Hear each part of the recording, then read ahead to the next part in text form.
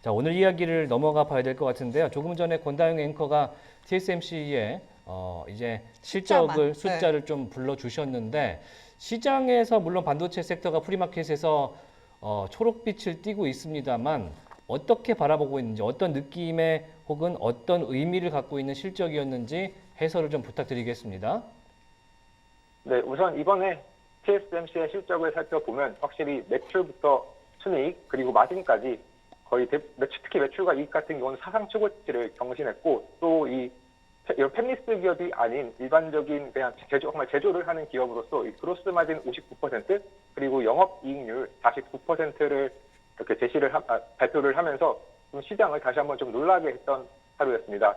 또한 이제 1분기 가이던스 역시도 지금 현재 이제 20%한 중반 정도 성장을 예상하면서 기존에는 좀 10% 후반 정도를 많이 얘기했었는데 이번에는 20% 중반을 1분기에 성장할 것이다라고 또 굉장히 긍정적인 시각을 전했고요. 그 외에도 이제 마진이나 영업이익률 역시도 앞으로도 계속해서 성장할 수 있는 상황인데 그로스 마진 같은 경우 이번에 최대 상단으로 59%를 제시를 했지만 이 현재까지 한 60%까지도 지금 넘볼 수 있는 특히 시장은 60%까지도 한번 기대를 해보고 있는 상황이고요. 또 캐펙스와 관련해서 결국에 지난 2024년도보다 2024년도 한 300억 달러 정도의 캐펙스를 했지만 2025년도는 한 380억에서 420억 달러까지 이렇게 예상이 된다고 전했는데 이와 관련된 조금 더 구체적인 숫자는 2025년 이제 1월 실적에서 공개한다고 전했습니다. 그래서 이제 25년 1월의 실적까지도 계속해서 한번 캐펙스와 관련해서는 좀 살펴볼 필요가 있겠는데요.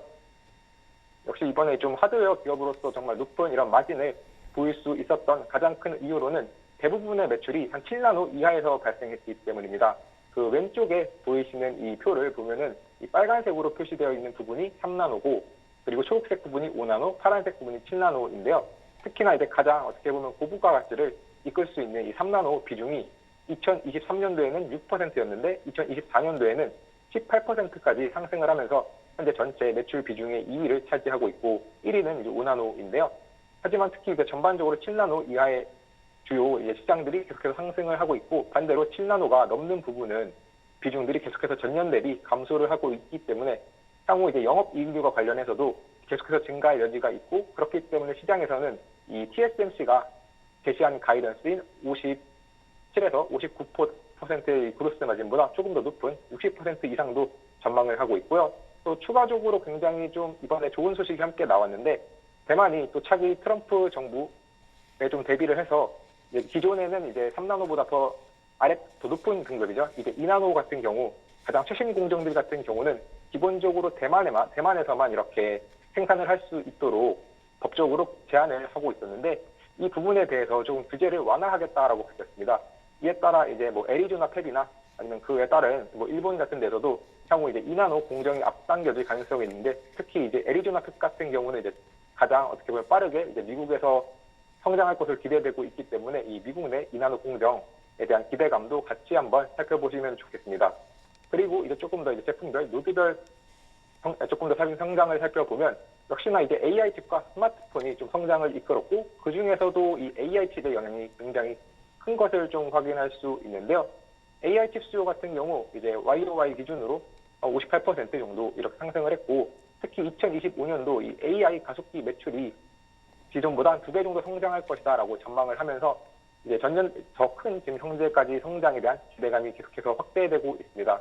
그리고 스마트폰 같은 경우는 현재 이제 YOY 기준으로는 23% 그리고 전년 대비 QQ 기준으로는 분기 대비는 이제 17% 정도 성장을 하는 모습을 보였는데 이 스마트폰과 관련해서는 이제 현재까지 이제 아이폰과 관련돼서 지금 이번에 이제 2024년 이제 중국 내에서 판매량이 3위로 하락했다는 조금은 안 좋은 소식도 있었지만 이 아이폰 16에 대한 첨단 칩 수요가 TSMC는 증가하고 있다라고 밝히며 이 애플 그리고 TSMC 둘 다에게 조금은 긍정적인 소식으로 지금 오늘 좀 확인하실 수 있겠습니다. 네. 확실히 이제 TSMC가 갖고 있는 역량들이 세상이 좀 주목하는 그런 역량을 혼자 갖고 있잖아요. 그러니까요. 그러니까 이제 대만 정부와도 이제 유착이 좀 있을 것 같고. 없을 수 없죠. 네, 거기서 얘기하는 규제가 TSMC가 할 수 있는 판을 얼마까지 경계를 주느냐 이런 것에 많이 영향을 미칠 것 같은데 컨퍼런스 콜에서도 여러 가지 이야기가 좀 추가적으로 나온 것 같아요. 숫자 외에도 이제 주관적인 이야기가 나왔을 것 같은데 어떤 이야기가 좀 있었습니까? 네, 우선 이 AI 수요와 관련된 질문이 있었는데요. 여기서 이제 AI 수요가 향후에도 계속해서 좀 지속 가능할 것으로 보이냐라는 질문에 대해서 물론 앞서 이 AI 칩이 2배 이상 성장할 것 같다라고 말한 것도 있었지만 여전히 이 CEO 같은 경우는 이제 AI 수요는 실질적이고 아직은 초기 단계다. 그래서 그렇기 때문에 향후에도 수년간 꾸준히 증가할 것으로 예상된다라고 전하는 모습이었고요. 그리고 또 해외 탭이 현재 이익에 어떤 영향을 미치냐라고 했을 때 초기 운영 비용으로 인해서 2에서 3% 정도 이익률이 좀 희석될 것이다. 그리고 또 환율이 1% 변동되면은 그로스 마진이 한 40bp 정도 영향을 받는데 이 환율 그렇기 때문에 이제 이익과 관련해서 환율의 영향이 조금 더 커질 수 있는 좀 부정적인 영향이 있지만 그래도 이제 전 세계에 조금 더 많은 탭을 가지게 된다면 결국에는 더 고부가 가치의 반도체를 생산을 많이 할 수 있게 돼서 그것이 결국에 이익에 긍정적인 영향을 미칠 것이다라고 전했고요. 마지막으로 이 2나노 공정 수요에 대해서 현재까지 얼마나 크냐에 대한 질문에 대해 3나노보다 수요가 오히려 높다. 그렇기 때문에 자신들은 이제 2나노 용량 확대를 준비 중이다라고 하며 향후에도 더 큰 어떠한 더 높은 이익을 좀 바라볼 수 있는 그런 기대감을 이렇게 또 투자자들 그리고 애널리스트들에게 주었습니다. 이에 따라 이 TSMC 같은 경우 이제 2025년도에도 엔비디아와 함께 이 AI 칩의 좀 핵심 플레이어가 될 것으로 보이고 또 추가적으로 이제 브로드컴과 엔비디아 중 뭐 누가 더 좋냐 막 이런 말도 있었는데 뭐 그와 관련해서는 조금 그냥 답을 아끼면서 뭐 둘 다 우리들의 고객이다라며 이렇게 조금 더 이 TSMC가 가지고 있는 자신들의 강점을 좀 명확하게 보여준 또 모습이 있었습니다. 네.